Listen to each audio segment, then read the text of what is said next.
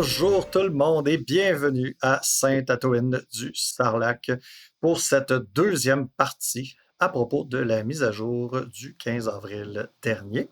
Je m'appelle Eric, je suis accompagné de Wicket et de ma bande de villageois préférés, dont Nico, Jesse, Marco, Sam. FX. trop tard.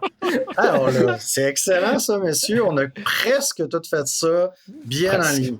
Alors, éventuellement, épisode 10, on devrait être rendu parfait. on excellent. est des pros à Légion, mais des noobs à l'enregistrement. Clairement. On commence. Fait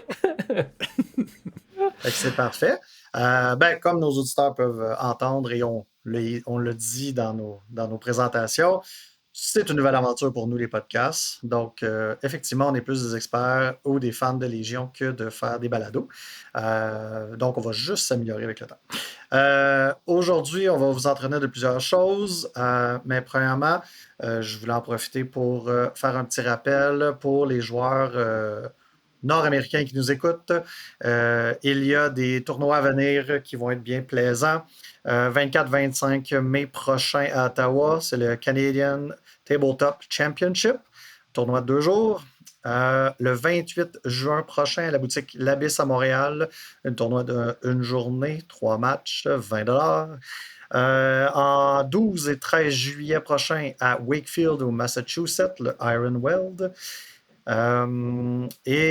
J'en profite pour inviter nos auditeurs et téléspectateurs YouTube et autres. Si vous nous écoutez de différents endroits à travers le monde, n'hésitez pas à communiquer avec nous. Ça va nous faire plaisir de mentionner là, les événements dans votre coin. D'ailleurs, j'en profite pour ceux qui viennent, qui sont des nouveaux joueurs et qui se questionnent à savoir est-ce que c'est une bonne idée que je participe à un tournoi ou non.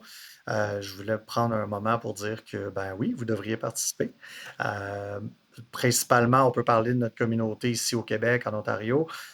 Même des tournois sur 2 jours, c'est des bonnes occasions d'avoir beaucoup de plaisir. Jouer avec nos petits bonhommes, faire des piou-piou. Et il n'y a pas de gêne à venir si on a moins de parties derrière la cravate. Vous pouvez même, à l'arrivée d'un tournoi, dire à l'organisateur ou à vos adversaires, regarde, moi, je suis là pour m'amuser. J'ai 1, 2, 3, 10 parties dans le corps. Ça s'organise. Puis dans le pire des cas, vous pouvez bien dire regarde, je te donne les victoires, je veux juste avoir du fun, stresse-moi pas. Ça peut toujours se faire. Donc, des fois, j'entends des gens qui viennent moins à nos événements en disant ah, je pense que j'ai pas le niveau, je pense que ça va être trop stressant ou je vais ralentir les gens. Souciez-vous pas de ça. On veut juste avoir une belle communauté, avoir du fun. Donc, j'invite tous les gens à s'inscrire. Donc, maintenant, avant de commencer le gros de notre sujet d'aujourd'hui, comme on n'est pas encore si populaire qu'on a juste eu 2 ou 3 commentaires, on va en profiter pour faire des retours parce que vous êtes des fans avides de partager vos opinions avec nous. Alors, justement, Marco, je pense que tu voulais donner un retour sur un de nos commentaires. Oui, bien sûr. C'est arrivé quelques fois, principalement Danny qui nous a écrit pour nous laisser savoir que la qualité audio pouvait laisser à désirer. On commence, c'est un tout nouveau balado, on commence, on apprend au fur et à mesure. Puis j'espère que vous avez remarqué l'amélioration qualité audio et vidéo entre le 2e et le 3e épisode. On utilise un nouvel outil pour enregistrer. On a de la meilleure qualité à la source. Puis je passe beaucoup de temps à éditer chacun des épisodes, surtout le dernier. Donc j'espère que ça commence à être de mieux en mieux. Puis laissez-nous savoir s'il y a encore quelque chose qui vous dérange par rapport à ça. Ah oui. Nicolas, tu voulais revenir sur un autre commentaire? Oui, on a eu un commentaire de notre plus grand fan actuellement, Palpito, qui nous demandait si c'était prévu de faire la promotion de tournois en France. Alors, on avait déjà parlé très brièvement dans les anciens podcasts, très très rapidement. La réponse, c'est évidemment que non. Va te faire mettre, Palpito, c'est mort. Donne-nous de l'argent, on en parlera après. Mais plus sérieusement, oui, c'était prévu. Mais on va prendre l'habitude de rappeler le mail à chaque fin d'épisode pour que vous pouvez nous écrire, faire la promotion des tournois, les commentaires et autres. Donc oui, c'est prévu, mais il faut qu'on prenne juste l'habitude de vous rappeler le mail, en gros. Exact. Puis on a aussi eu un commentaire bien pertinent sur notre YouTube là, à propos qui nous remerciait d'ailleurs d'avoir un balado francophone. On le savait que c'est quelque chose qui manquait à la communauté. Donc, on est bien content. Mais une bonne question de Bruno qui nous disait, vous faites un podcast là, en français, mais vous utilisez principalement les mots-clés, les keywords en anglais. Est-ce que ce serait possible là, d'utiliser les termes francophones, etc.? Une excellente question. Effectivement, on est dans une situation un peu particulière parce qu'on est principalement des joueurs de la grande région de Montréal, Jesse de Sherbrooke, et nous, on joue avec du matériel anglophone. C'est notre réalité, c'est accessible, c'est moins cher, on est tous bilingues, donc par d'office, c'est ce qu'on fait. Bien entendu, à l'occasion, ça va nous faire plaisir si on connaît certains termes de les utiliser en français, mais on ne peut pas on peut pas vous promettre de tout franciser, d'utiliser les mots, tous les bons mots-clés. C'est malheureusement pas dans notre nature et si on veut vous donner du contenu qui est authentique, malheureusement, vous êtes pris avec notre parlure. Donc, voilà. Et voilà. Ça fait la fin des 3 commentaires. Bravo! Let's go! Wouhou! Et on invite d'ailleurs les gens à commenter, nous écrire. N'hésitez pas. Tant que ça reste dans le domaine du constructif, ça va nous faire plaisir d'y répondre. Et éventuellement, si vous voulez nous donner des suggestions de j'aimerais ça que vous parliez de telle ou telle chose, n'hésitez pas. Puis éventuellement, ça va nous faire plaisir de couvrir tout ça. Et d'ailleurs, ça me fait penser que je vais relancer Bruno ici présent. Je sais qu'il avait déjà fait une superbe liste de toutes les traductions des mots-clés, etc. Donc, s'il peut me faire parvenir ce document, on pourrait peut-être le partager avec notre communauté sur le YouTube, par exemple, des choses comme ça. Donc, peut-être ça pourrait aider là, des gens qui nous écoutent à tout bien suivre. Sur ce, allons-y avec les changements que AMG nous a annoncés à propos de la République.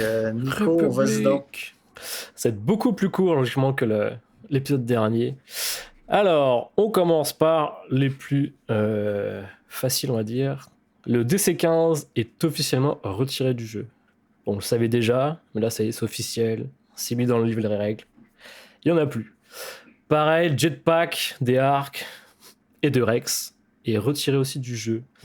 La raison d'AMG, c'est qu'ils n'en avaient pas besoin parce qu'ils avaient déjà scale, ils allaient très vite. Donc, fuck off, I guess. Rex n'a pas scale.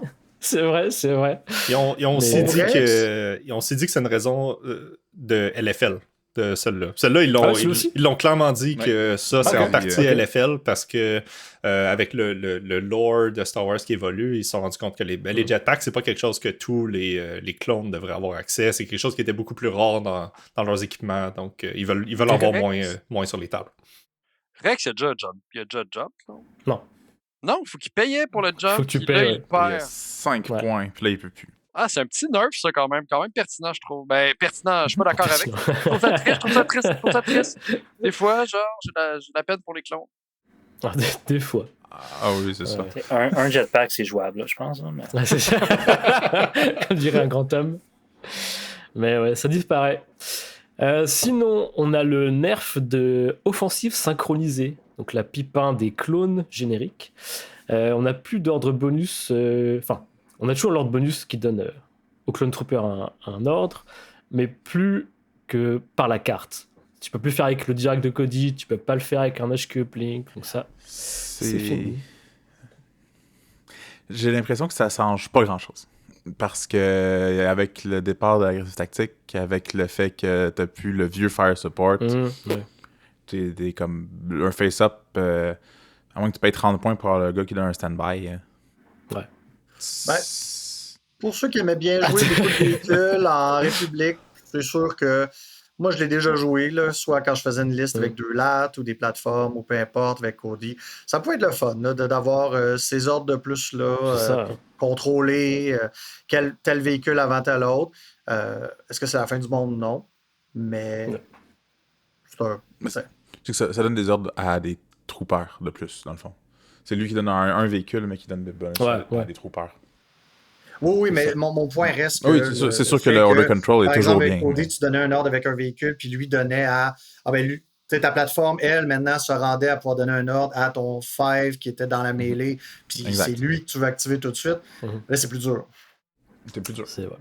T'as dit un truc, Sam, non? Rien de pertinent. ok.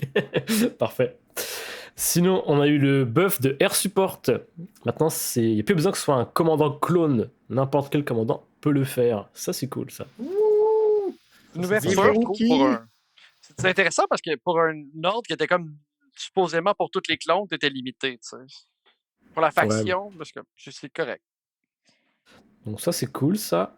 Le cache de tech reste même si la mini est morte. Alors c'était déjà le cas avant, mais là maintenant c'est précisé dans le livret de règles. Mais pour ceux qui ne savaient pas, ça reste. Ben, ça c'est vrai pour l'ensemble des caches. Oui. Exact. Mais, on n'avait pas parlé au dernier épisode, je pense, mais on a de plus en plus de personnages qui viennent avec ça. Donc. Là c'est le plus gros nerf, je pense, que le RPK a eu. On en voyait beaucoup trop sur les tables, et là je sais pas si on va voir plus, mais Padmé a perdu son gun. C'est mérité, je pense. On le voyait tellement, elle était spammée de partout. Ah oui, elle était tellement forte, elle était fatigante, Padmé, là, pour le vrai. Moi, je trouve que c'était important. C'est mérité. Mais ça, c'est tellement bizarre, parce que justement, on parlait de ça la semaine dernière, mais on disait, bon, sans Aggressive Tactics, les personnages qui sont capables de donner des surges, peut-être qu'on va les revoir un peu plus. Peut-être que Padmé, c'est son grand retour. Et il nerf Padmé. Je l'ai annoncé. Non, mais il nerf le gun, on s'en fout, là, pour le vrai. Padmé, elle va faire son rôle merveilleusement. Là, les clones du chial, parce qu'ils ont plus agressif tactique, mais là, ils vont avoir plein de surge partout avec leur commandant puis Padmé, là. 60 points, c'est donné, là, chialez pas. Mais le problème, c'est le timing. C'est cool au début, mais quand tu rentres 2, 3, 4, 5, t'as plus le temps de tes search. Tu dois faire autre chose. Mais bon, des clones qu'il faut qu'ils s'arrangent avec le timing, c'est triste. Ouais, c'est comme nous autres. Justement, non, c'est pour ça qu'on joue Claude. Mais ouais. Un autre changement qu'on se gratte un peu le coco. Oui, c'est pas. C'est vraiment pas. Là, pour vrai, par contre, ça fait chier, je trouve. Toutes les cartes Wookiee ont été renommées à mon grand désespoir. Donc, je peux plus hurler les noms des cartes de Wookiee. C'est fini ça. Maintenant, c'est des trucs tout pétés. Je sais même plus c'est quoi les noms. Des trucs très très basiques. Mais bref. Pendant que tu continues à parler, je peux les retrouver. Donc là, un pip a été renommé Défiance. Waouh! Defiance en anglais. Get in Position pour la 2 pip. Puis Daring Defense pour la 3 pip. C'est triste, ça enlève un peu l'ambiance. Mais bon. Ouais. Moi, je vais garder mes vieilles qui ont le nom c'est ça. en Chiwok. Je pense que c'est le nom de la langue. Ouais, je pense que c'est ça, ouais. En Shiriwok, je pense. Ouais, quelque chose comme ça, là. J'imagine que c'est encore pour simplifier, parce que blablabla. Tout le monde c'est des débiles apparemment, selon AMG. Seconde... non mais c'est vrai. Seconde truc pour les Wookiees, c'est le chef Wookiee. Il n'est plus unique, on peut en jouer 2. Ah, j'ai pas vu ça passer. Ouais. Maintenant tu peux faire 2 fois l'erreur de prendre des Wookiees. Le Fluttercraft bombardier a perdu Immune Deflect. Ah, mais attends, là, tout le monde rit, là, mais il faut que je défende le chef Wookiee. Je peux pas laisser ça passer. Moi, je l'aime beaucoup, le chef Wookiee. Oui. Je vais le prendre, le challenge, au pire d'en jouer 2, ça me dérange pas. Là.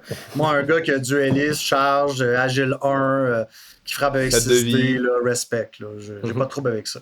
Puis en plus, quand il y en a un qui meurt, il m'en reste un autre. C'est vrai. Moi, c'est pas de nouvelle, ce que tu me dis. Donc le Fluttercraft bombardier perd son Immune Deflect. Pas trop pourquoi, mais... C'est triste, on va en voir autant. Ouais, c'est ça. Personne ne joue déjà, mais ok. On verra. Non, ben ça, c'est pas grave parce que Deflect, ça s'applique juste contre des range attack. Puis c'est pas une range attack, une attaque. C'est vrai. Je pense encore là, c'est juste pour la simplicité du texte. T'as bien raison.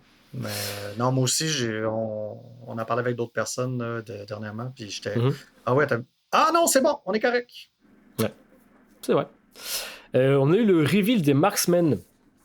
Donc des nouvelles unités corps pour les clones. Donc ils ont Courage 2, comme tout le monde, 1 de vie, Défendant rouge, vitesse 1, 4 figurines, 1 noir par modèle avec long shot. Ils ont Marksman et Prepare Position. Est-ce que vous avez des avis là-dessus? C'est Moi, je pense que c'est des Short Troopers à 2 de courage. C'est pas mal ça. Je pense que s'ils sont 48 points, ils vont être jouables. S'ils sont plus chers que ça, je vois pas pourquoi tu jouerais ça peut au pas lieu être des clones normaux. Ça peut pas être 48 points. C'est essentiellement le prix des Short Troopers, mais ils ont plus de keywords, ils ont courage 2. Ça peut pas être 48 points. Ouais, mais ils vont descendre les choix à 45. Ou à 40. oui, c'est ça. Dans 6 mois, peut-être. Yep. Bah après, Marco, tu dis ça peut pas être 48 points. Mais la Sister et Ahsoka. Ah oui, c'est vrai. C'est vrai. La République, c'est cheaté. Donc, ils vont être 42 points. Ah, c'est ça. De façon plus raisonnable, entre 48 et 52, je pense que c'est un bon prix pour eux autres, considérant que les clones de base sont 56. Ouais. Mais le fait qu'ils n'ont pas Reliable, qu'ils ont Speed 1, Marksman, c'est correct comme keyword. Mais la République fait plus autant de tokens qu'avant parce qu'ils ont plus le Padmé, qui ont les Quick Thinking, Exemplar. Yoda est plus aussi joué. Je pense que honnêtement, les Marksmen, ils ont besoin de faire des bouchées doubles pour être jouables. Ouais. Parce que ils ont le Dodge Prepared Position au tour 1 que tu peux partager avec les autres amis. C'est cool. Mais le fait de mettre un dude qui a Prepared Position, tu dis c'est où que tu vas être. Puis ça, c'est pas bon. Ça, c'est pas cool. En tout cas, moi, j'ai une divergence d'opinion là-dessus. Vous saviez de toute façon, là, j'imagine. Moi, je Vas-y, pense non, que je savais pas. Marksman, pour une faction qui peut partager des tokens, c'est épique, là. C'est comme si t'avais Impact, c'est comme si t'avais Crit, c'est comme, tu peux changer n'importe quel hit en Crit. En fin de compte, je trouve ça super fort pour une unité de base. Puis là, maintenant, vous pouvez plus chialer en disant que vous n'avez juste 2 unités de base, maintenant, vous êtes rendu à 3. Il y en avait juste une, on est rendu à 2, puis on a Non, des vous êtes pikes. rendu à 3. Comme tout le monde. Les pikes, tout le monde peut jouer les pikes, là. Personne ne chiale. Si vous les jouez pas, c'est votre faute, là. Mais moi, non, sérieusement, je le trouve quand même bon, pour de vrai. Moi, je trouve... je sais pas. Ça dépend des prix. Je suis d'accord avec Sam là-dessus. Puis effectivement, ça dépend toujours du coût. Hein, tout dépend de ça. Mais je verrais là, une armée de clones. Tu sais, t'en mets autant que tu mets des autres clones troupiers. Tu sais, t'en as qui ont du Reliable, eux, ils ont le Marksman. Tu sais, d'en avoir 1, 2 ou 3 qui ont du Prepare Position puis un Dodge en partant, qui sont dans l'action vite. Oui, tu sais où tu t'en vas, mais c'est une unité. Le fait que tu joues tout le temps quasiment des Arc Troopers quand tu joues de la République, ils se déplacent, surtout tour 1, ils veulent tout le temps se déplacer, ils n'ont pas toujours une cible, fait que là, ils vont gagner 1, 2, 3 aim, puis ils n'ont rien de mieux à faire. Des fois, ça va arriver avec Rex. Fait que là, tu as des marksmen qui peuvent utiliser ces aims-là, ils peuvent sortir de leur cachette parce qu'ils étaient Prepare Position, puis là, ils ont accès à un aim de quelqu'un pour leur long shot, pour ci, pour ça. Moi, je pense qu'il y a de quoi à faire. Ça ne changera pas tout le jeu.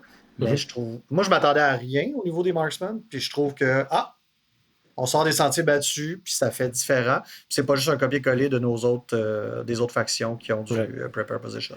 Yep. J'aurais été vraiment plus d'accord qu'il aurait été vraiment cool si Aggressive Tactique n'aurait pas disparu. Parce que là, maintenant, les clones infanterie, c'est la source de surge des clones. Puis, dans la liste de République, t'en joues 3, les clones, parce que t'as pas le choix. Puis, souvent, t'es joues tout nus, parce qu'ils sont très chers. Puis, ils vont te donner des surges. Tu peux leur mettre le shotgun, tu peux leur mettre des trucs comme ça, c'est sûr. Mais, à 78 points, l'unité avec un heavy, c'est... Disons, dans n'importe quelle autre faction, ça serait super bon. Dans la République, tout est super cher.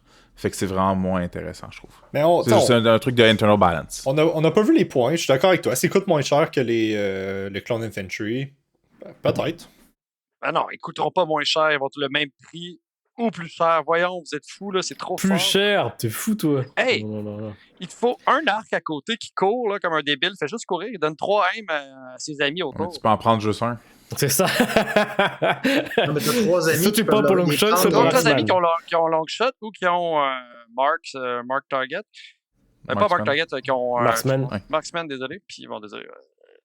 Puis tu peux même pas admettre à côté pour de vrai qui donne des surges. Voyons. Ou un commandant, en C'est tout cas. beaucoup de points, beaucoup d'énergie pour juste un shot qui va pas faire Moi, je me grand-chose. demandais, par exemple, une vraie question. Est-ce que ça peut être un gros squad aussi, vu que c'est un... Ça devrait. On ne le sait pas encore. Okay. J'imagine que oui, Ça parce devrait. qu'ils ont dit que les corps, mais... Les un gros Riot squad, là, ça sont fait genre 10 modèles en noir, Maskman, et des aim long shot. Tu peux faire la même chose qu'avec l'Empire que j'essayais de faire, qui marche un peu moins bien. Qui marche pas.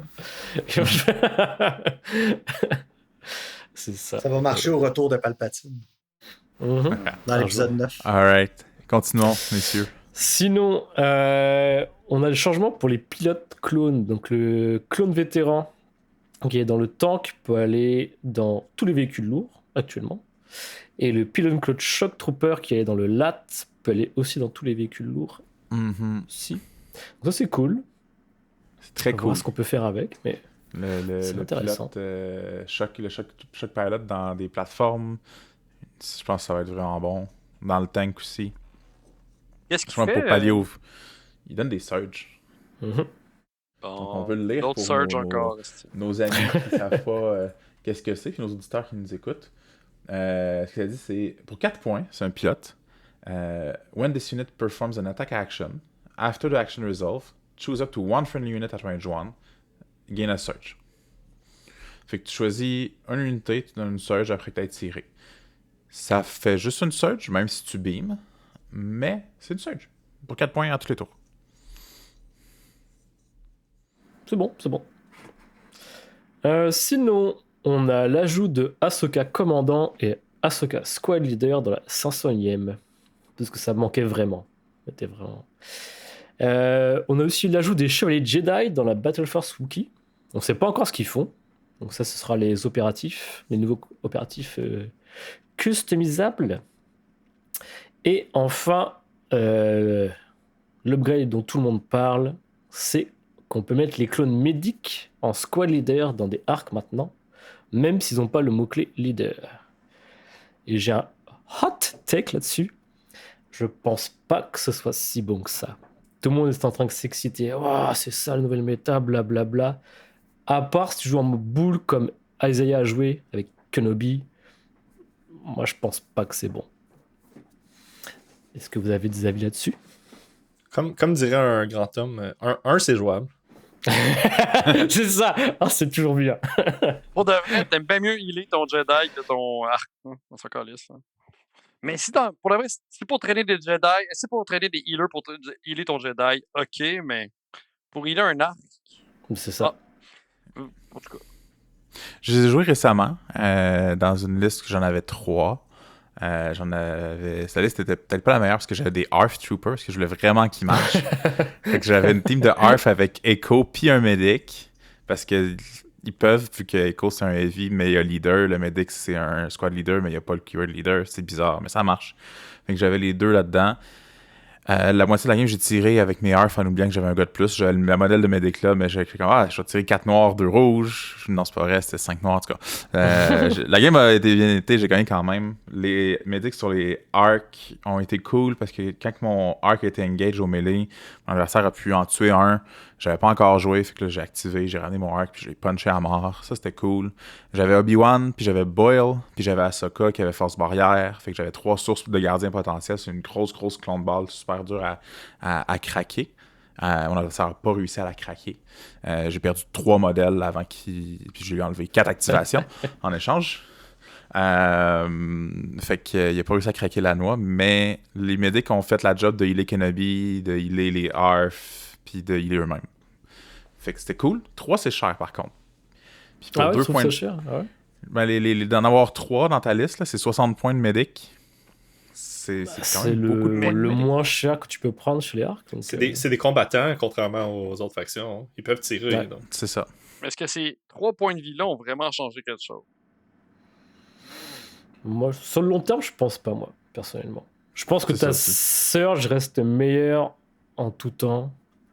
Parce que c'était pas pareil. Ouais. Pas La timing sensitive. Surge, j'ai 10 points de plus par contre. Ouais, c'est sûr. Yeah. Mais... Moi, je le comparais plus à avoir un. Je pense que d'avoir un commandant, pas commandant, un capitaine qui donne defend. Mhm. Puis tu peux de façon assez reliable donner tout un ordre à ça pour ton dodge. Puis là, ça booste tout de suite ta défense. Je trouve que c'est plus intéressant. Il coûte juste 2 points de plus en plus. Ouais, mais il C'est faut ça, que tu aies des ordres. Je pense Ouais, que t'en as ça- au début, mais vers la fin, c'est bien compliqué d'avoir ton dodge. Ça dépend ce que tu joues. Mais ouais. Oui, c'est sûr. Ce qui est intéressant d'un guérisseur dans une unité, c'est que, à moins d'une situation extrême, il va servir à toutes les parties.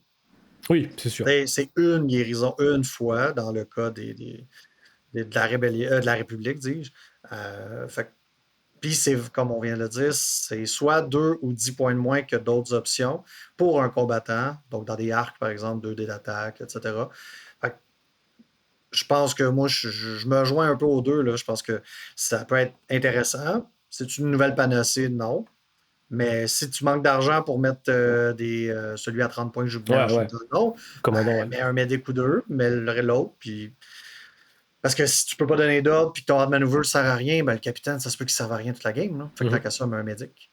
Ce que je trouve juste un peu dommage, c'est que d'un côté, AMG, puis on le voit depuis le dernier épisode, ils nous disent d'un côté, on veut simplifier des choses. Puis des fois, ils simplifient trop. Mais là, tu as une belle section qui dit squad leader. Tu te permets de mettre une unité qui n'est pas un leader, qui a toujours fité dans le personnel. Toutes les autres factions fitent dans le personnel. Tu es comme. Pourquoi? Il y a du sens là-dedans. C'est juste contre-intuitif. Ouais. Vas-y, Sam. C'est une autre erreur d'impression. Ils ont dit que non. Dans une entrevue récemment, ils ont dit que pour l'Empire puis la République, ils veulent promouvoir les Big Squad. Ils veulent que ce soit, vu que c'est les deux standing armies, c'est les deux armées qui étaient là, qui étaient les corps armés de la galaxie, ils voulaient qu'on voit plus de grosses squads. Puis tu peux pas avoir une grosse squad puis un medic ensemble. C'est la raison pour laquelle ils ont mis un squad leader. Puis après ça, en fait, sur les arcs, I guess qu'on va voir ce que ça donne. On pense pas qu'on doit faire un errata pour ça. Fait que... OK. Je sais pas. Bon argument.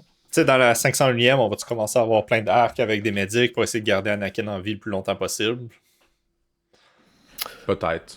Mais honnêtement, si la majorité du temps, tu vas jouer tes arcs tout nus parce qu'ils sont tellement efficient puis que tout est cher.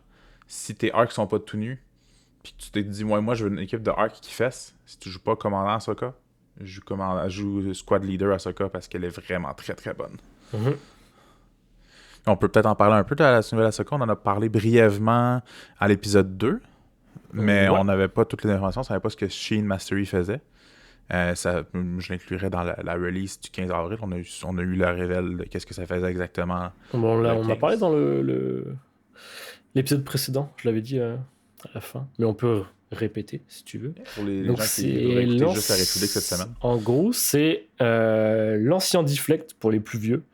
C'est-à-dire que pour chaque surge pendant la défense, à distance évidemment, pour chaque surge, c'est un dégât que l'attaquant prend. Et en plus, si jamais tu bloques tout avec ton Ahsoka, tu ne prends 0 suppression. Même s'il y a suppressif. C'est pas mal ça qu'a fait. Donc, très très cool. Et c'est tout pour la République. Maintenant, on peut passer au droïde avec Jesse. Roger. Il n'y a pas énormément de changements pour les droïdes. On peut dire au revoir au super tactical droïde générique. Non! Il nous a bien servi. Oh oui. Il a amené Nicolas 3e au monde. Puis maintenant, c'est la fin. C'est correct, moi j'ai toujours joué Kalani à la place. Là. C'est ça, j'ai joué pour être 3e au monde l'année passée. Fait que l'église de Kalani va continuer à vivre dans mon cœur. Notamment aussi Kraken et Kalani maintenant sont des unités séparées. Fait qu'on peut jouer les deux dans la même armée, si on veut. Oh shit! Ça, c'est nouveau, par exemple. Ça va avoir de l'impact. C'est nouveau. Je suis vraiment pas sûr que ça va avoir de l'impact. Ouais, pareil, mais je pense pas non plus. Ah ouais? Je pense... Ouais. Non. Si ça aurait été Super Tac et Kalani, là ouais. Mais là, Kraken... Ouais, parce que là, t'as deux direct. Kraken, avec juste le override, c'est un peu moins bon. Sur Strategize, c'est un super bon keyword de support. Kraken, il est capable de punch autant au melee qu'à range avec son gun puis son punch. C'est 2 sources d'exemplaires, puis il y en a un qui peut puncher un peu. Sauf que on a plus agressif tactique. Donc, le T-Series devient intéressant si tu veux des surges. Sauf que t'as dit si c'était pas. Tu sais, c'était un Super Attack et Kanani, mais essentiellement avec les customizable Commander qui vont arriver, ça va être comme des. Tu vas sûrement pouvoir te builder quelque chose qui ressemblait à un Super Attack. Donc tu pourras faire Super Attack et Kanani. Yes. Oh oui. 100%. Mais pourquoi t'amènerais pas Dooku? C'est vrai. C'est ça la vraie question. Il est tellement bon. Alright. Aussi, leurs cartes qu'on connaît en ce moment, donc Preservation Protocol, Do Not Underestimate Our Means, puis You Too Shall Suffer. Jussi, en français s'il te plaît. En effort. Je les connais pas en français. Protocole de sauvegarde pour la préservation. préservation, pardon. Protocol, yeah. Vous me dites... Ah, Non, c'est ça la première? pas, ça, c'est pas Dooku? C'est du coup, peut-être. Fake news. Je pense que la première, ça serait eux aussi, ils vont souffrir, puis l'autre, ça serait ne sous-estimez pas nos moyens. Je les ai. Donc, je joue comme ça. On les a ici grâce au document Les qu'Éric Belges nous vont a souffrir. fourni. Ils souffriront également. Protocole de c'est ça. sauvegarde et ne sous-estimez pas nos moyens. Voilà. Merci Marco. J'étais pas loin.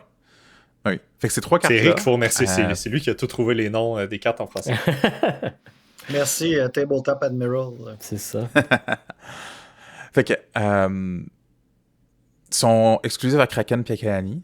Notamment, tu peux pas amener... C'est comme avec les IG dans l'Empire. Tu peux pas apporter 2 fois la même carte de commande, même si tu as les deux. Donc, si tu amènes Kraken et Kalani, tu peux pas avoir 2 fois Preservation Protocol, par exemple. Et ce qui ça serait vraiment bon, c'est pour avoir 2 fois la 3 pip, parce que tu pourrais donner Reinforcement à 4 unités, puis ça serait super fou. En fait, à 6 unités. Mais tu peux pas. Fait que si tu amènes les deux aussi, tu as moins de cartes de commandement que si tu amenais d'autres générales. Je comprends. Fait que ça, c'est à savoir. Orbital Strike, frappe orbitale, a été aussi changée comme celle de Air Support des clones.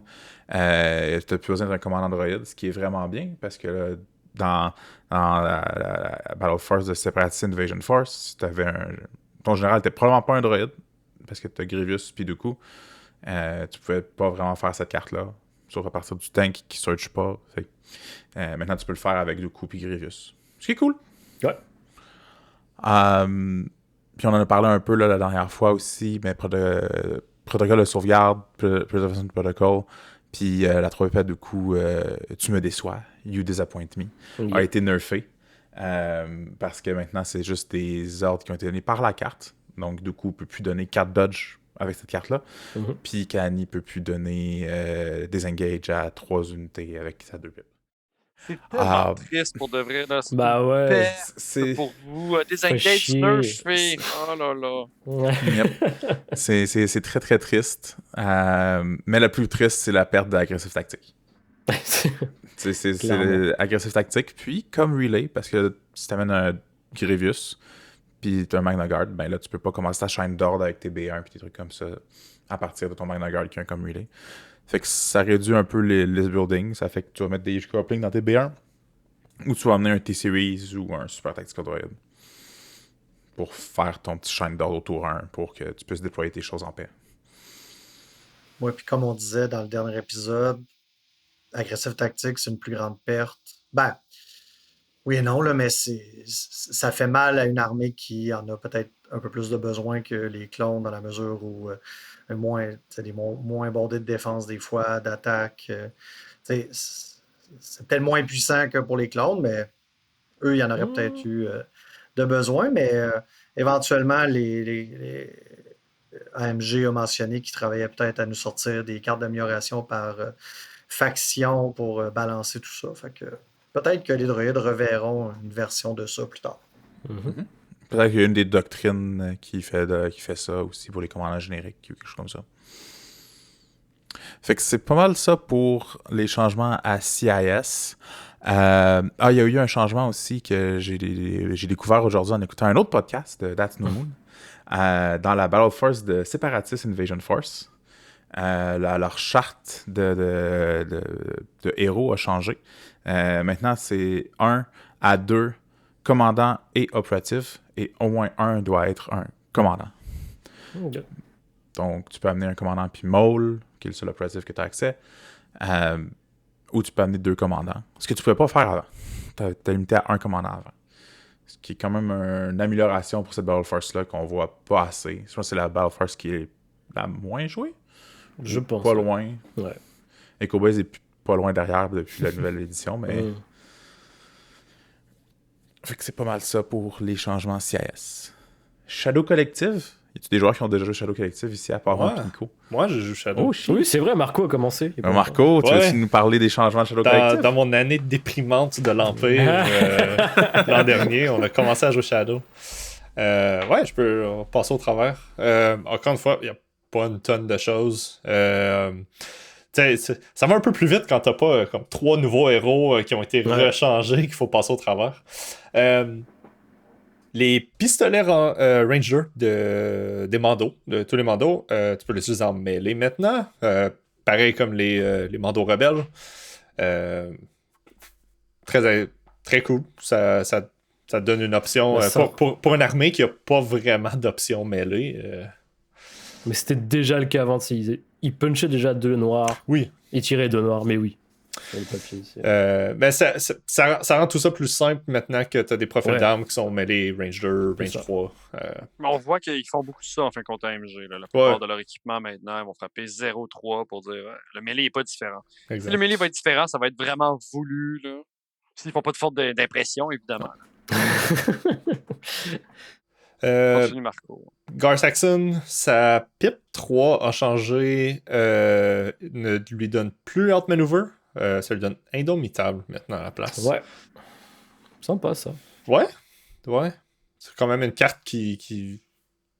Tu veux te faire tirer quand tu joues ça essentiellement, donc ça l'aide à gérer sa suppression. Très utile. Le Commando Gunslinger. Donc, l'upgrade qui donne létal. Lui aussi, son fusil tire mêlé à range 2. Rookcast tire mêlé à range 2. Le range et rocket des mandos, qui était, si je ne me trompe pas, range 1 à 4, vient d'être diminué à 3 à 4. Donc, c'est rendu vraiment un gros beignet autour d'eux. C'était juste 4 à la base. Donc, ça, comme tu dis, tu peux faire 1 à 4. Et maintenant, pouf! Comme les rebelles. C'est équitable. Yes. C'est aussi thématiquement plus intéressant. Là, oui. Ah oui, je peux utiliser un truc qui a blast, qui perce l'armure, mais ça ne m'expose pas dans la tronche. Là, c'est ça. Puis aussi, pourquoi eux auraient ça, puis les mandos rebelles, c'est juste 3-4. C'est un peu plus cool. Ouais, c'est ça. Quand la plupart des rocket launchers dans le jeu ont un range minimum, eux pouvaient le faire pratiquement à 2 pouces de ta face. Mais c'est parce qu'eux, c'était des terroristes. Eux, ça leur dérangeait pas de s'exposer. Bon point. Ils ont des cornes sur leur casque. Ça allait. C'est correct pour eux de faire ça. Les Black Sun, le shotgun et le Magdet marche aussi en mêlée maintenant. Donc, ça, c'est bon, ça. Excellent pour les Black Sun. Donc, on a listé ça dans les changements Shadow Collective, mais on s'entend que toutes les factions qui peuvent utiliser les Black Sun, je pense qu'ils vont être... Tous les méchants. Ouais. Oh non, c'est une question de point de vue. L'Empire, il gère la galaxie. C'est les gentils. C'est l'ordre, l'Empire. L'Empire, c'est des gentils. Là. Ils vont juste instaurer l'ordre. Arrêtez de chercher. Donc, ouais, on s'entend que les Black Sun, c'est sûrement les meilleurs corps pour l'Empire. Donc, c'est un beau buff pour eux. Les pirates Weak Way, donc la gang de Hondo, quand ils vont sortir, ils vont être utilisables dans Shadow Collective, mais Hondo le sera pas. On sait dans le lore, Hondo travaille pour n'importe qui, avec n'importe qui, tant qu'il paye, sauf Maul. Maul est un peu trop fou à son goût. Pour ceux qui pourraient se demander, ils sortent Q1 2026 en ce moment. Donc ça veut dire entre janvier et mars de l'année prochaine. Mais ils avaient parlé aussi qu'ils avaient donné Hondo gratuitement. Je sais plus c'était quoi déjà. C'est Hobby Next, c'est un programme de fidélité, de promotion de Asmodée. Donc si vous avez des local game stores, des hobby shops locales, allez leur écrire, dites-leur hey, êtes-vous inscrit à ça? tous les magasins de jeux vont être inscrits à ça parce qu'ils veulent avoir les promos pour les jeux de société comme Catan, Descent, puis ces choses-là. Hobbynex, allez demander à vos shops de faire ça, puis vous allez pouvoir avoir Hondo à l'automne. C'est ça. Si tu précois un starter, je crois, c'est ça? De ce que j'en ai parlé avec mon hobby shop local, le Griffon, puis ça va.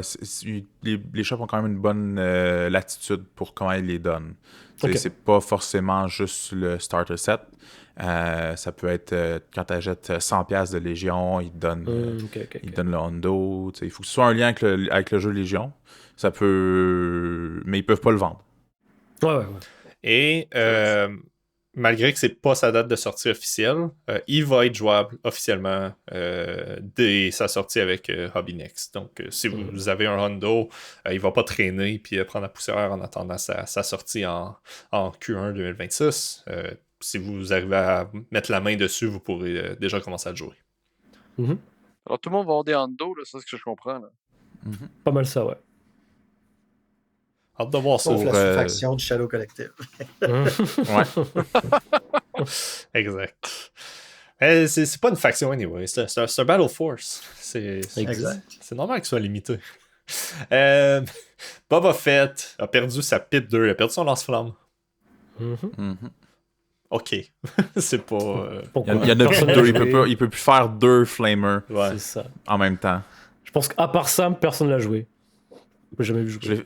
Je l'ai fait une fois. Moins populaire depuis un certain temps déjà. Je l'ai fait une fois aussi. Mais ce qui est triste, c'est que ça se fait pas en même temps. Comment ça? Oui. Tu peux les faire en même temps, alors? Tu peux faire les 2 flamers sur un même squad? Ah ben, tabarnak. J'ai déjà lancé 22 dés rouges dans une team de B1 parce que j'avais gagné la partie. Mais la bonne nouvelle, Sam, c'est que tu pouvais faire ça. Je peux faire. C'est pas jusqu'au 15 et c'est pas jusqu'au 30 à la fin du mois. C'est ça. Il gratte. Et sinon, A Simple Man, c'est la 1 pip. 1 pip. La 1 pip de Boba Fett a changé. Ça donne un speed 1 move à Boba Fett. Maintenant, il se fait si Boba a un ordre avec une phase visible. Et donc, c'est plus au début de la phase d'activation. Donc, ça change légèrement le timing. C'est ça, mais c'est pas un gros changement pour de vrai. En fait, je vais vous corriger les gars parce que je pense que ça l'a pas changé. Ça dit encore at the start of the next activation phase, if Boba Fett as a face-up or a token, un allié à range 1 de Boba peut faire un speed 1. Et t'as l'ancienne carte sous les yeux? Pas sous les yeux, mais je peux me lever et aller la chercher. Je comprends pas. Il y a une mais différence. En gros, soit ça n'a pas changé, soit ça a très peu changé, c'est dans le wording. Ouais, Rien de très très grave. On en parle pour dire. C'est bon. Mais est-ce que c'est qu'avant ça demandait pas un face-up? Fait que tu pouvais essentiellement le Comes Relay ou quelque chose? Ouais, je pense que c'est quelque chose comme ça, ouais. Ouais, ben, anyway, il n'y a plus de Comes Relay, donc c'est ça. Ça change pas grand-chose. C'est pas mal ça. Mais ben voilà. Ouais, Shadow Collective Mercenaire, c'est tout. En fait, c'est vrai. Je viens de voir c'est quoi le changement. C'est que avant, tu pouvais faire Simple Man, donner l'ordre de l'unité, l'ordre de la carte à une autre unité. Là, ça faisait que Boba gagnait Marksman puis un aim. Puis tu utilisais ses initiatives sur Boba pour lui donner un ordre. Maintenant, comme il y aura un face-up, ça va être l'autre effet qui va embarquer là-dedans. C'est ça le changement. Okay. Ça lui donnait les deux, en fait. Non, ça lui donnait pas le mouvement. Mais t'avais Marksman puis il y avait un ordre. C'est ça la différence. Ok. C'est que là, s'il y a Marksman puis un aim, il n'y a pas d'ordre. C'est tout. Wow, quel changement. Un petit nerf sur Boba. Nerf. Mais ouais. Ben voilà, on a fait le tour du changement. C'était rapide cette fois. C'est les plus gros changements. J'ai pas d'autres choses. Je pense pas qu'ils ont changé d'autres choses. Je pense pas qu'on a annoncé d'autres choses. On a fini, finalement. On peut se reposer maintenant. Le plus gros changement de ces 3 factions-là, en tout cas de ces 2 factions, vraies factions, c'était vraiment agressif tactique, en fait. Oui. Ouais. Et le Coms Relay quand même, pour les droïdes. Coms Relay, quand même de l'impact, ouais. Mais il est pas aussi gros qu'agressif tactique. Si tu me donnais un choix, je poserais pas la question, je prendrais agressif tactique 100% du Clairement. Clairement. Je ne sais pas ce que vous en pensez, mais après avoir passé toutes les factions, les changements, etc., je ne sais pas si vous serez d'accord avec moi de dire que le plus gros morceau, c'était peut-être l'absence de modification de points en général. Oui. On n'en a pas vraiment parlé dernier épisode, mais oui, je te vois faire des simagrées, Sam, là, mais dans le sens que oui, il y a eu quelques petites exceptions, on en a parlé, mais dernièrement, j'écoutais des podcasts des épisodes antérieurs, avant les changements, les commentaires sur Discord et autres. Tout le monde faisait des prédictions sur qu'est-ce qui va changer, qu'est-ce qu'on va faire avec les tonnes, avec telle unité. Aucune mise à jour de points de carte massive. On n'a pas eu ça. Est-ce que, je vous lance ça à brûle pour point, est-ce que vous étiez déçu, fâché, heureux, neutre par rapport à tout ça? Le fait qu'il n'y ait pas de mise à jour de points des cartes des unités? Je pense que la majorité des gens s'en doutaient quand même au fond. On voulait y croire, mais on s'attendait à rien, je pense. On voulait, mais moi je m'attendais à rien. Moi, je m'y attendais. Moi, je m'attendais à des upgrades de points pour l'Empire, des réductions de trucs comme Echo qui coûte 52 points, puis des choses comme ça. J'ai comme, ils vont changer ça un peu. On voit pas les tonnes, les tourelles de rebelles qui bougent pas, ils sont vraiment moins bonnes. Ils vont peut-être les descendre. Ils vont essayer de ramener les unités qu'on voit pas. Oui, j'ai écouté tous les podcasts. Ils disent que c'est parce qu'ils veulent pas faire trop de changements en même temps. Il y a une partie de moi qui se sent un peu comme s'ils nous ont promené un peu en rond en nous disant on va faire des points d'update 2 fois par année. Mais après ça, ils ont dit non, c'est pas des points d'update, c'est des mises à jour de développeurs. Puis qui vont souvent avoir des points d'update, c'est là qu'on se réserve des périodes pour le faire. Mais on va en faire à l'occasion s'il y a des choses qui ont vraiment de besoin, comme en urgence, des trucs comme ça. Dans toute leur entrevue, ils ont mentionné ça presque systématiquement. Fait que je serais pas surpris de voir des points update cet été. Mais il aurait pu attendre au lieu de nous dire on va faire les points update 2 fois par année, en avril puis en novembre. Il aurait pu attendre en novembre prochain pour nous le dire. Rendu là. Ça aurait juste évité de la frustration de tout le monde. Ils auraient pu garder leur même moto qu'il y avait avant qui était on va en faire au besoin. Comme ça les gens ils n'ont pas d'attente. Tu peux pas décevoir des gens qui n'ont pas d'attente. Versus là, tu peux décevoir des gens qui s'attendent à des choses. Fait que c'est juste ça un peu que j'ai comme problème, parce qu'au final, le fait qu'il y ait des points ou pas, on a des nouveaux jouets à jouer avec, on a des choses à faire. Même l'Empire, en ce moment, je fais plein de listes d'Empire, parce que Calus est cool, parce qu'Aiden a été modifié. T'as en masse de choses à faire. Là. Fait que c'est pas la fin du monde. Les autres, avez-vous une opinion là-dessus? Ouais, moi je suis... moi j'en ai un. Ouais, vas-y, FX. Ah, ok. Moi, je suis quand même un petit peu comme Jesse, je suis un peu déçu qu'il n'y ait pas eu de changement de points. Mais en même temps, après avoir entendu, je comprends. Parce que si tu pèses, ayant vu les problèmes de son que j'ai eu récemment, si tu pèses sur plein de boutons en même temps, tu sais pas c'est quoi la cause du problème. Donc là, en ayant le jeu complet sorti, les nouvelles règles au complet, je suis même content qu'il n'y ait pas sorti de nouveaux objectifs pour l'instant. Parce que là, en ce moment, ils vont vraiment avoir une bonne vue de quelles unités qui marchent avec les nouvelles règles, puis quelles unités qui marchent moins bien avec les nouvelles règles. Après ça, ils vont pouvoir ajuster les points plus tard. Parce que c'est ça, je pense que si il y a eu des réductions de points avec les nouvelles unités, les reworks, puis des nouveaux objectifs en plus, là, ça aurait été vraiment dur de savoir exactement s'il y a quelque chose qui est trop fort, la raison pourquoi c'est trop fort. Là, au moins, on sait que tout est pas mal dans les mêmes prix. Fait que là, s'il y a quelque chose qui marche plus, qui marchait avant, ben là, on sait que c'est sûrement les points ou c'est les anciens points qui sont rendus trop chers. Il y a aussi le fait qu'ils ont monté les points à 1000. Je pense d'avoir du temps pour évaluer vraiment c'est quoi un Dooku à 250 points à 1000 points, ça fait moins mal qu'un Dooku à 250 points quand c'était 800 points. C'est vrai. Fait que, il y a aussi toute cette partie-là des armées, voir le pourcentage puis les ratios des points aussi à gérer. C'est quoi la valeur d'un point aussi maintenant. Mm-hmm. Fait qu'il y a tout ça aussi avant de... T'as raison que c'est comme... ils ont finalement sorti la nouvelle édition du jeu. Ils ont fini de sortir toutes les règles. Fait que là qu'on a tout, ils veulent voir le jeu va avoir l'air de quoi. Mais j'ai l'impression qu'on n'a pas eu tout pour la nouvelle édition. Tu regardes certains personnages, tu as l'impression qu'ils n'ont pas été amenés dans la nouvelle édition. Ils vivent encore dans le passé avec leur vieille mentalité. Puis ça peut juste être des points, là. Mais tu sais, tu regardes. J'en reviens à cet exemple-là parce que je suis encore baffled de ça, mais tu regardes Ahsoka, tu regardes les nouveaux unités, combien de keywords ils ont pour le nombre de points qu'ils valent.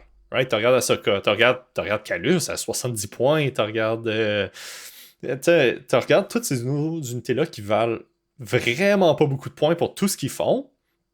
Puis tu regardes encore des vieux unités comme les Inquisiteurs qui valent beaucoup trop cher pour qu'est-ce qu'ils font. Fait que t'as comme un disconnect entre certains vieux unités qui n'ont pas été amenés dans la nouvelle édition versus toutes les nouvelles sorties qui c'est comme tu vois que c'est pas nécessairement le même jeu. Sam? Wow, vous avez tellement amené de points pertinents et intéressants. Là. À chaque fois, j'avais des trucs à dire. Si on a tout couvert, tu peux te taire et on va passer à d'autres choses. C'est pas loin, mais moi, je peux dire mon sentiment, mettons. Moi, je me suis senti un peu comme arnaqué un petit peu. Genre, c'est quoi? Comme tu as dit, tourner en rond, tourner comme un bateau. Genre, Agacé. Ouais, c'est quand ils nous agaçaient un peu, tu sais, ils nous teasaient, j'étais comme...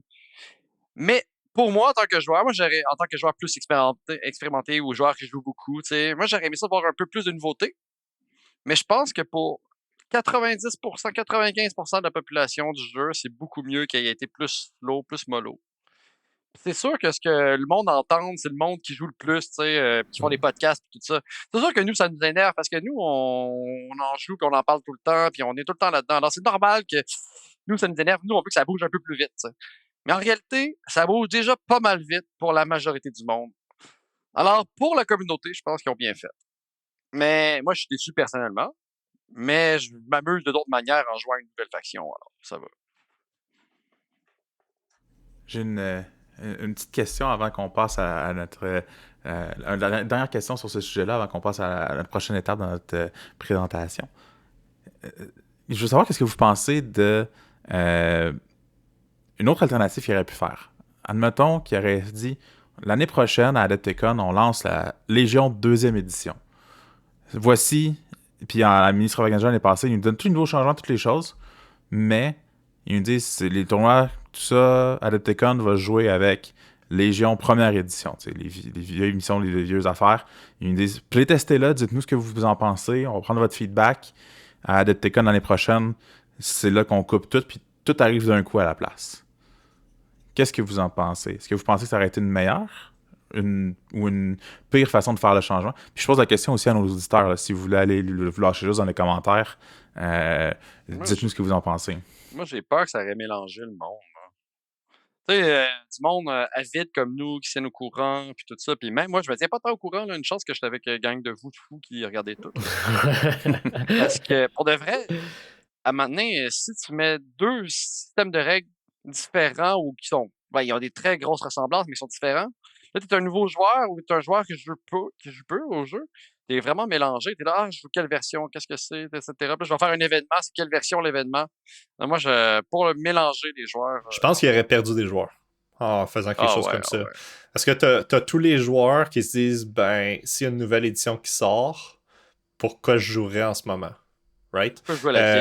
Qui se dirait bon ben oui je vais le playtester, cool, ok j'ai fait le tour de playtester, là dans un an ça va sortir pour de vrai, cool, mais je vais juste jouer dans un an. Et dans un an quand la nouvelle édition sort, peut-être qu'il ne retouche jamais au jeu, peut-être qu'il ne ressort pas dans la nouvelle édition. Je suis très d'accord avec ça, puis je vais renchérir en mettant mon chapeau d'organisateur de tournoi. Puis je vais faire une aparté là, mais chaque fois qu'il y a des nouvelles unités qui ont été annoncées puis qu'on a toutes leurs statistiques, là, mais qui ne sont pas encore sur le marché, j'ai tout le temps la question, on peut-tu jouer ça? Ou l'unité va sortir une semaine après, ça dérange-tu si on utilise une figurine de remplacement, là, comme on dit un proxy, puis qu'on s'amuse avec ça? Parce que les gens qui jouent fréquemment, souvent, ils voient les stats sortir, puis ils testent des unités des mois à l'avance. Fait que les gens ont déjà un peu cette mentalité-là. Là, tu te dis, ça serait facile pour moi comme organisateur de faire un tournoi en disant on utilise les règles de la version 1, puis après ça, quand j'annonce un tournoi, dire ça là. Ça, c'est facile pour moi de faire un document qui l'explique. Mais le joueur, lui, il va être comme, et c'est sûr que je parle des participants, il va être comme, ben non, moi, je suis déjà en train de faire ma transition. Puis là, je vais avoir moitié moins de monde à mon tournoi. Puis là, ces gens-là vont être déçus parce qu'il y en a moins d'amis. Il y a moins de monde. Il n'y a pas de scénario parfait. J'aime mieux qu'ils fassent cette transition-là un peu chaotique, mais qu'au moins on sait dans quoi on s'embarque progressivement. Que je comprends d'où elle vient, là, l'idée, là, Jesse. Mais moi, je pense que ça aurait été pire. Je pense qu'ils ont quand même bien ménagé chèvre et chou, comme on dit. Parce que c'est vrai qu'à l'autre opposé, s'il avait fait on dit rien, puis d'un coup, bam, on est dans une 2.0. Ils lancent tous les changements, mais que les boîtes, on ne sait pas quand est-ce qu'ils arrivent, tout le kit. Ça aussi, ça aurait peut-être été. On aurait peut-être perdu du monde, là, aussi. Mm-hmm. Là, on voit des gens qui reviennent au jeu parce qu'ils avaient trouvé ça un peu étrange, l'arrivée de la 2.6. Mais là, on les voit qui reviennent tranquillement. Ils sont comme, ben, c'est correct, là, le reste s'en vient. Là, c'est sorti maintenant. On a toutes les règles. Go, c'est correct. Mm-hmm. Puis si moi, je peux répondre avec une autre optique, en tant que personne qui est chanceux de jouer une game par semaine, c'est pas aux 2 semaines. J'ai quand même une vie de famille, puis j'ai plein de choses. Moi, quand il y a des grosses mises à jour, c'est long pour moi. Il y a Jesse qui a joué 8 games depuis que c'est sorti.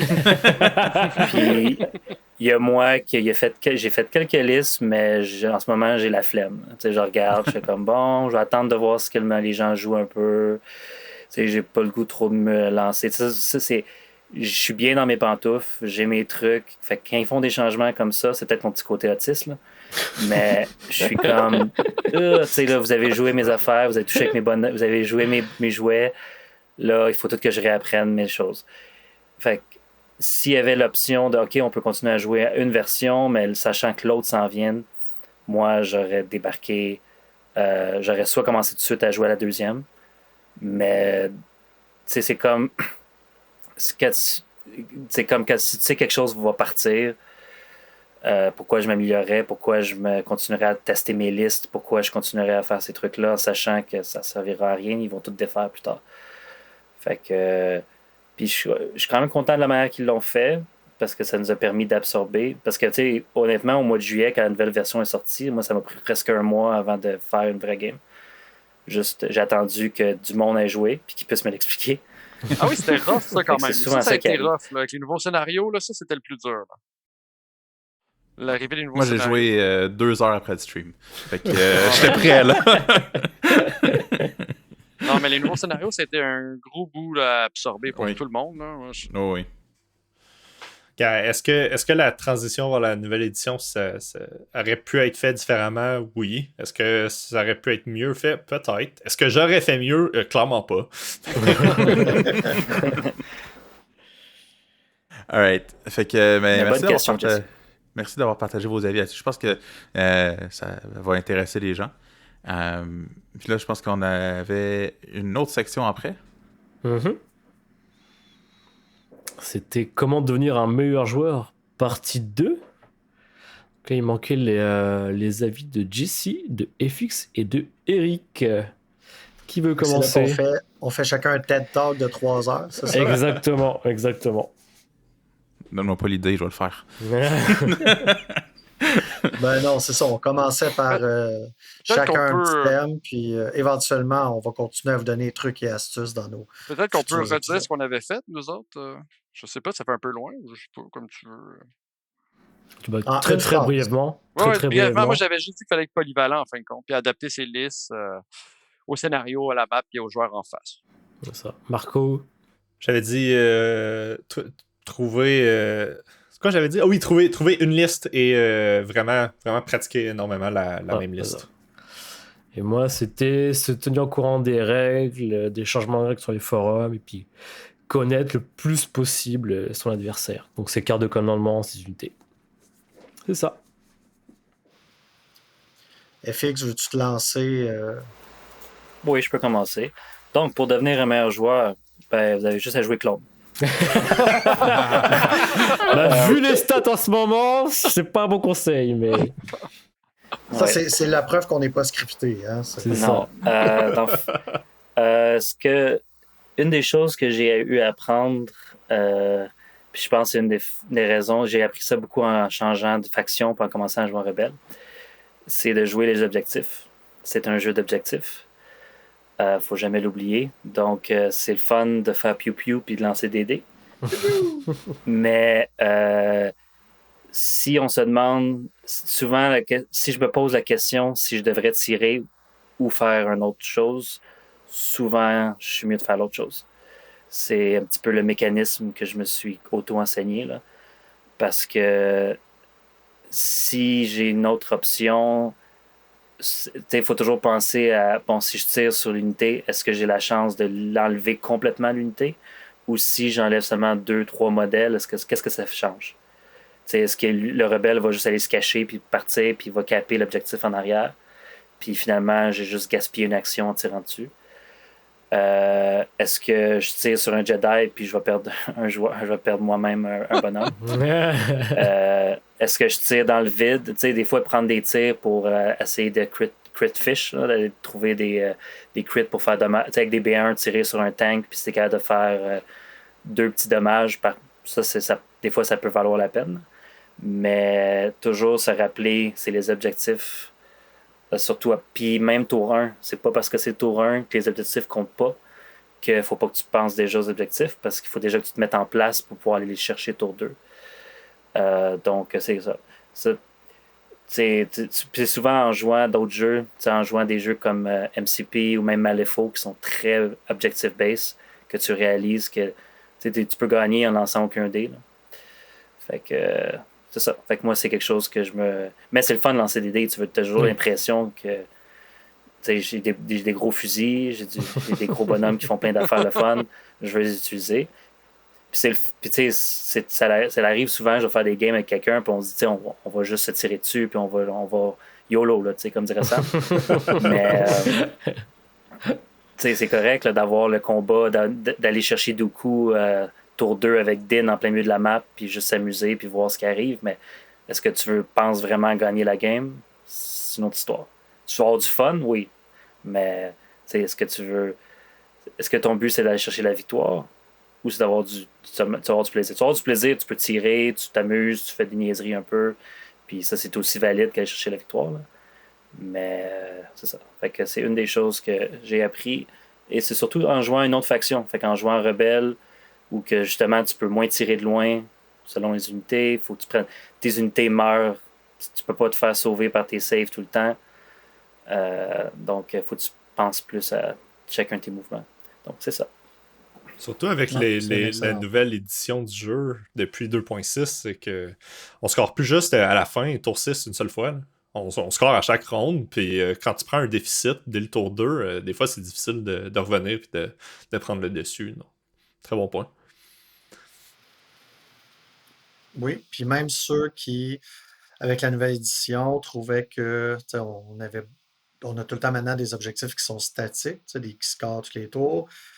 Puis qu'on était plus avec ce qu'on a connu dans la première édition où c'est sûr que tu n'as pas le choix de jouer l'objectif parce que des fois tu avais 2-3 points en jeu. Ben là, tu as encore ça, surtout avec les missions secondaires.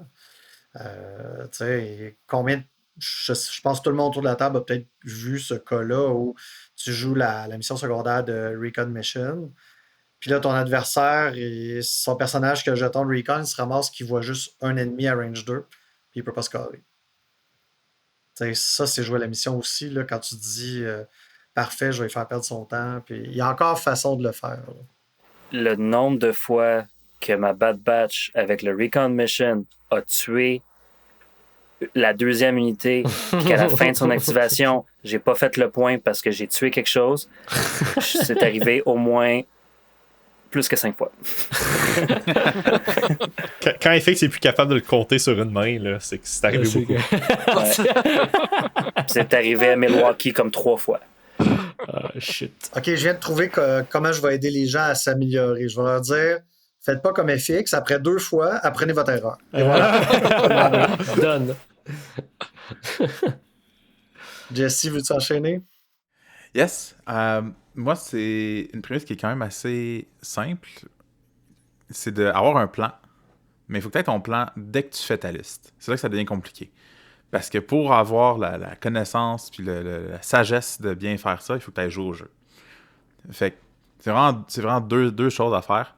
Joue au jeu, le plus que tu peux. Tu vas donner le meilleur avec le temps. Mais aie un plan. C'est quand tu fais une liste, quand tu mets une unité dans ta liste, dis-toi pourquoi je mets cette unité-là. Surtout les rebelles, ils ont 3 missions qui sont vraiment bons, 3 missions qui sont un peu moins bons, souvent. Close the Pocket, les rebelles vont pas l'aimer la majorité du temps. Fait que quand tu fais vraiment ta liste, choisis, cette unité-là est là parce que c'est mon unité qui va faire Recognition si je l'ai mis dans mon deck. Si cette unité-là est là, elle va tirer au tour 1 parce que c'est une unité à range 4 que j'ai payé un peu plus cher, c'est pour mettre la pression dès le début. Pourquoi je veux mettre la pression dès le début? C'est parce que je sais que si plus la game avance, moi j'ai de chance de gagner parce que ma liste est plus agressive. Fait que je veux gagner de l'attrition dès le début, par exemple. On pourrait en parler longtemps. Mais surtout dans la nouvelle édition, les armées sont plus juste une armée. Souvent, t'es amené à te séparer en deux. Au minimum. Ou t'es plus dispersé sur l'entièreté de la surface de jeu. Aie en tête, dès que tu fais ta liste, ça va partir avec ça va partir avec ça. Comme ça, tu sais que si tu as une unité qui a un direct puis une unité qui a un coordinate, par exemple, on parle de la République aujourd'hui, si tu as un clone commandant puis une unité avec 5, probablement qu'ils vont être ensemble avec une troisième unité que 5 va pouvoir donner son ordre. Comme ça, tu sais que ce bord de la map, tu peux jouer quand tu veux, puis dans ton sac, il te reste sur l'autre bord de la map, par exemple. C'est juste des petites affaires comme ça. C'est ton plan dès le début. Puis que tu suis ton plan, tu t'en souviens pendant la partie aussi. C'était quoi que tu avais fait comme plan quand tu as fait ta liste? Puis t'es pas comme fuck, j'ai mis mon clone commandant à gauche, mais j'ai mis 5 à droite. Puis je me suis rappelé que pendant la liste, je le savais, là, j'avais mon plan, il fallait que je le fasse. Mais j'arrive en tournoi, puis là, ça part. Mais c'est pour ça que j'ai dit au début, joue au jeu. Ouais. Puis en tournoi, techniquement, t'as pas le droit, là, mais tu sais, quand tu pratiques, il n'y a rien qui t'empêche d'avoir des notes. Là. Tu prends des notes, un petit post-it, quelque chose qui te dit hey, c'est quoi ton plan, comme te rappeler c'est quoi les affaires importantes. C'est une bonne idée, ça, je trouve. Quand tu builds ta liste, pourquoi pas, tu sais, comme Jesse dit, aie ton plan, mais écris-le ton plan, puis amène-le avec toi. Moi, je trouve que c'est vraiment une bonne idée, justement, comme tu dis, de l'écrire. Pour de vrai, pourquoi t'écris pas ce que tu veux faire? Ton objectif, tu dis c'est ça, tu l'écris. Moi, je trouve que c'est une bonne idée. Bonne idée pour apprendre. Vraiment. Ah, définitivement. Puis moi, là, à l'opposé de ce que... pas à l'opposé. Très loin de ce que Jesse vient de dire, mais ça peut être complémentaire. Et ça va être très fromagé, très cheesy, comme on dit en anglais. Écoutez votre cœur, puis jouez des choses qui vous font triper. À moins d'être un alpha gamer sans âme, qui veut tout min-maxer, là, t'auras pas tant grand fun si tu fais juste tout le temps amener des figurines pas peintes que tu sais que sur papier, ça gagne.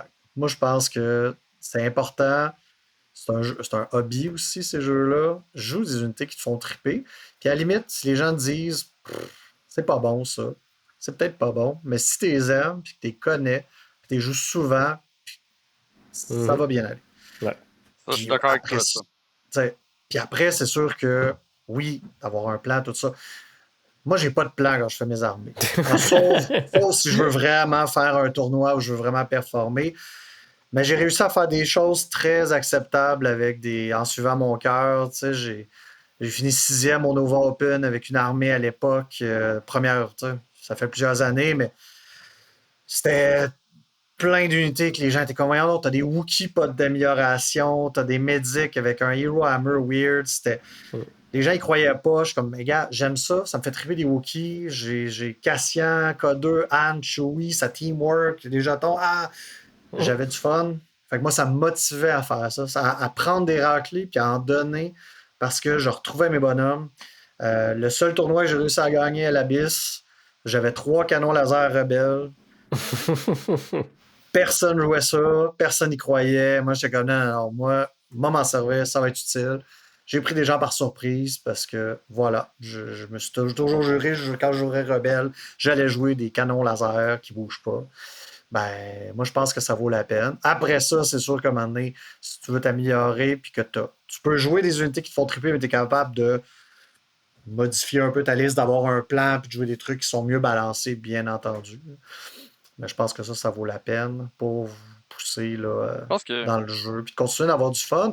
Parce qu'on se leurra pas, là, les premières fois quand on essaie de s'améliorer, qu'on va en tournoi, éventuellement, on va en prendre des raclés. Là. Fait qu'il faut continuer d'avoir du fun malgré la défaite.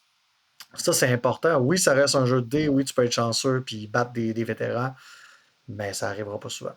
Fait qu'au moins, il faut avoir du plaisir avec nos petits bonhommes. Comme tu dis, je trouve ça vraiment pertinent de dire que faut que des unités qui t'aiment, tu sais. Puis moi, je fais comme... Dans mes listes, des fois, je vais avoir comme... Mettons, sur mes 9 ou 10, 11 activations, je vais en avoir 2 que je vais tester, en fait. Puis je sais que les autres sont bonnes, c'est confiant, tu sais. Alors, tu peux toujours en avoir 2, 3 que tu vas tester, tu sais que c'est une expérience, là, que tu vas expérimenter avec ça. Mais t'es aimes, alors tu peux les jouer, tu sais. Dans cette optique-là, je trouve que c'est vraiment très pertinent. Puis tu sais, d'aller en tournoi, d'essayer des choses, puis de perdre, ça fait partie de jouer au jeu. Ouais, moi, honnêtement, je m'ennuie un peu de ce temps-là, du temps que mon premier tournoi, j'étais arrivé sur 34, j'ai fini 32e. Je me suis fait délaver toute la fin de semaine. J'ai tripé, c'était un tournoi c'était le premier Saint-Laurent Open. Puis j'ai fini en bas de la liste. Puis j'ai eu du fun. Puis je suis revenu à tous les tournois après. Là. Mais c'est ça le plus important. Il faut toujours avoir du fun. Si tu perds l'optique d'avoir du fun puis ton but c'est juste de gagner, tu vas pas t'améliorer parce que t'auras pas de fun. Tu vas juste jouer pour le but de jouer puis tu vas rien apprendre de tes parties non plus. Moi, je pense que tu vas peut-être rendre l'expérience terrible Nico, pour ton adversaire. Regardez le record de Nico, là, il a tout donné. Il a tout donné pour sa 3e place. Il est plus rien, il est plus down. Tout donné. Il est triste maintenant. Il n'y a plus de plaisir. Il est plus rien. Non, mais puis on en revient, mais pour ceux qui ont eu la chance, puis si vous n'avez pas encore eu la chance, allez la voir, là, la partie du stream de Milwaukee de Adepticon entre Nico et Sam. Il y a beaucoup de monde qui peuvent apprendre beaucoup de choses de cette partie-là parce que c'est une partie très compétitive, très, très haut niveau. Easy win! mais t'as rarement vu 2 personnes avoir autant de fun à jouer à un jeu de miniature. Parce que c'est le plus important. C'est beau. C'est excellent, ça. Je pense que ça finit bien cette section-là. C'est ça. Fait que là, on a dit il faut avoir un plan, mais il faut être prêt à pas suivre le plan. Il faut avoir une bonne liste, que tu joues beaucoup. En même temps, tu peux tester de nouvelles choses. Ouais, c'est ça. C'est ça. Fait que dans le fond, faites n'importe quoi, puis amusez-vous. Ça marchera vraiment. Inspirez-vous de tout ça. Sur ce, dernier segment. Je fixe les règles à présent. J'aime sur le mot en français. Alors, j'ai eu des belles questions, des bons sur le forum. J'espère que t'as pas touché, Eric. J'espère que t'as pas regardé. J'ai pas tout lu, il y en a eu beaucoup avec la mise à jour du 15 avril. Parfait. Alors, on va commencer par une simple, entre guillemets. L'interaction Sweeping Clear et Guardian. Donc, Sweeping Clear, pour ceux qui nous écoutent, c'est quand l'attaquant tue dans une zone en particulier une unité ennemie. Donc c'est ta zone de déploiement, t'as la zone ennemie et t'as la zone contestée en français, j'imagine, c'est ça. Donc c'est le milieu de terrain qui n'est pas dans les zones de déploiement. Si par exemple je tire avec, je sais pas, des marksmen, tiens, les clones marksmen, tuer Guardian et meurt, est-ce que je score le point de Sweeping Clear? Oui. Ouais, moi j'ai envie de dire que oui, parce que c'était lors d'une attaque. Ça n'a pas besoin d'être une attaque pour Sweeping. Moi je me demande si avec Deflect, que tu fais une unité, est-ce que tu fais le point? Moi je vais dire oui parce que c'est fou, j'aime ça. Effectivement. Et Marco, c'est fou que ce soit une attaque, précisément. Je me mélange avec Mark Targets.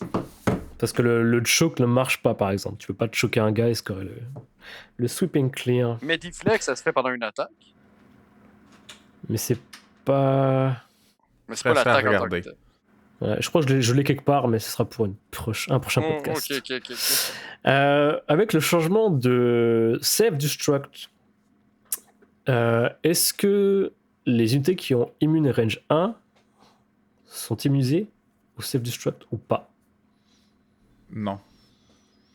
Jesse dit non. C'est pas une attaque. Je pense Moi, que je dis non, non mais aussi. j'aimerais vraiment ça que mes Fluttercraft soient immunisés à ça. Mais c'est pas une attaque.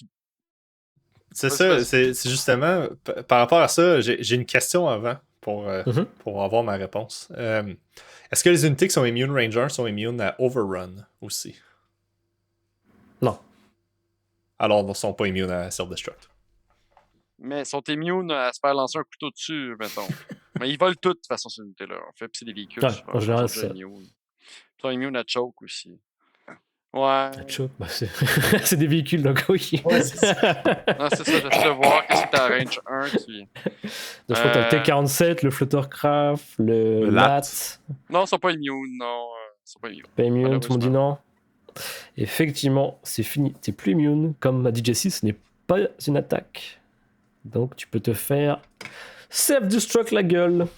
C'est de la merde, ta magie. C'est ça.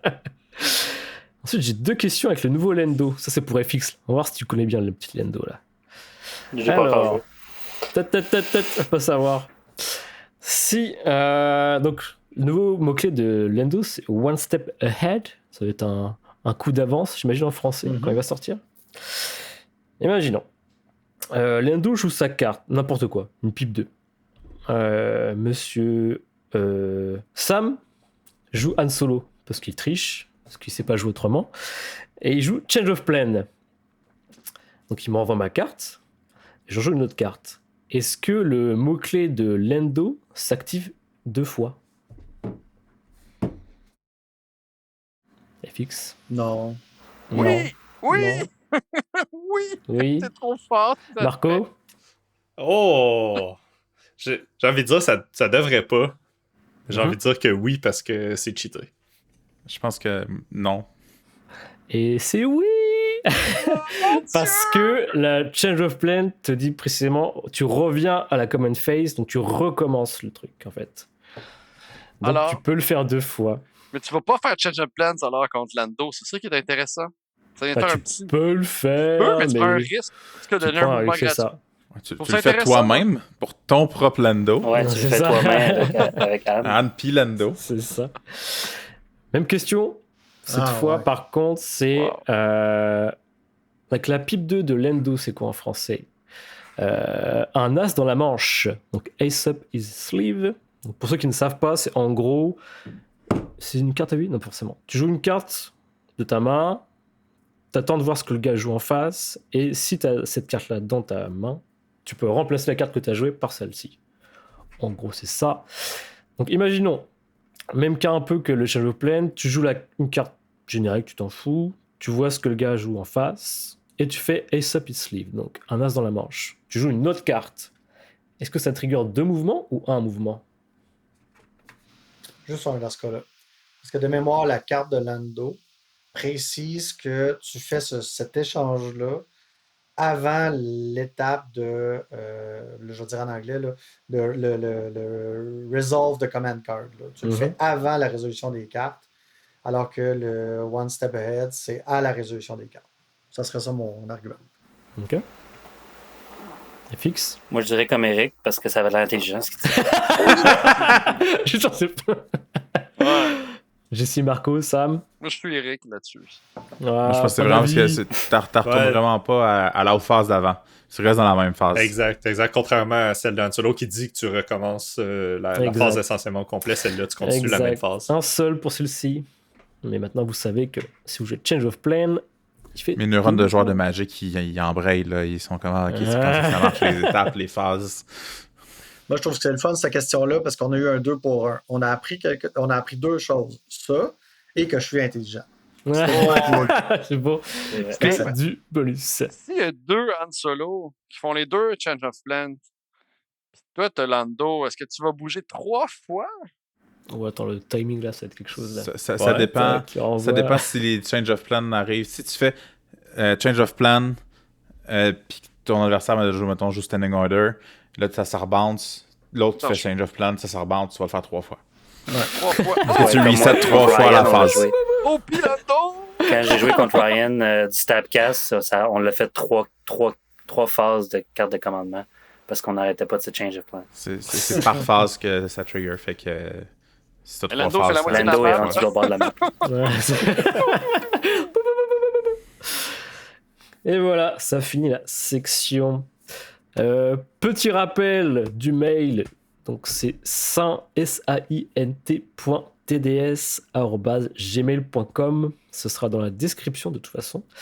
Donc si vous voulez qu'on fasse la promotion de vos tournois, écrivez-nous, on le fera avec plaisir. Si vous avez des commentaires, des suggestions de sujets qu'on aborde, même chose, n'hésitez pas. Puis c'est ça. Si vous voulez nous faire des suggestions et rester anonyme, vous pouvez le faire aussi. N'hésitez pas également. Là, aujourd'hui, on a fait des suivis. Si jamais on veut vraiment pas, on est vraiment content que les gens nous écrivent des commentaires constructifs. Si jamais les 3 personnes qu'on a nommées se reconnaissent et auraient préféré rester en anonymat, écrivez-nous et on fera plus ça. Mais on est toujours content de vous voir et on est vraiment heureux de voir l'enthousiasme de la communauté. On a beaucoup de vues sur les différentes plateformes. On est vraiment content c'est plus que ce que, en tout cas, moi, je m'attendais. Donc, continuez comme ça. Et nous, on va continuer à vous enregistrer plein de choses pertinentes, amusantes et un peu rigolotes. Ou comme on dit en bon québécois, plein de niaiseries. Yes. Sur ce, messieurs, on se dit à la prochaine. Ciao, ciao. Tchuss! Tout le monde. Bonne soirée. Allez, Chico, on fait la gauche!